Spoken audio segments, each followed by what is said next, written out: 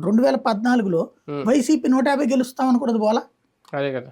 ఇప్పుడు అంతే అనుకుంటున్నారు కదా, పోవచ్చును. అదే సందర్భంలో 2019లో భారీ సీట్లు 130 దాకా గెలుచుకుంటామని తెలుగుదేశం అనుకుంది, కానీ పోలా, 23కి పరిమితం కాల. ఈ ట్రిప్ గెలవచ్చు. ఇది ఎక్కడ ప్రాబ్లం అంటే ఇక్కడ ఉన్న ఒకటే ఒక కాన్సెప్ట్ ఏంటంటే గెలుపోటములకు సంబంధించినంత వరకు ప్రభుత్వ వ్యతిరేకత సృష్టించడంలో 5 ఏళ్ల పాటు నిరంతరం పనిచేసిన ఈనాడు ఆంధ్రజ్యోతి. దానికి కౌంటర్ సాక్షి వర్కౌట్ కాదు. ఎప్పుడైనా సరే సమర్థింపు చెప్పడం కష్టం, అంటే కన్విన్స్ చేయడం కష్టం, వ్యతిరేకించడం క్రియేట్ చేయడం సులభం. ఇప్పుడు ఈ అబ్బాయి మంచోడండి అని చెప్పడం చాలా కష్టం. అతను మంచోడే, నేను మంచోడు కాదా, నువ్వు మంచోడు కాదా, ఆడు మంచోడు బొక్క పో అంటాడు ఎవడైనా. అదే ఎదవంటే అంతే ఎదవా, కంపేరింగ్ అక్కడ చేసుకోడు ఎవడు కూడా.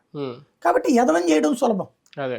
చంద్రబాబుకి వ్యతిరేకత సృష్టించడం జగన్కి సులభమైంది, కానీ తనకు అనుకూలత సృష్టించడం కష్టం అవుతుంది సహజంగా.